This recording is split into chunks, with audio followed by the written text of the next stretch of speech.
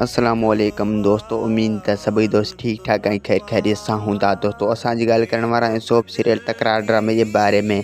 इन तफ़सील ॻाल्हि ॿोल शुरू करण खां पहिरियों जेकॾहिं अव्हां असांजे चैनल ते न आहियो त मीर जमाली चैनल खे सब्सक्राइब करे ऐं नोटिफिकेशन ऑल करे छॾींदा।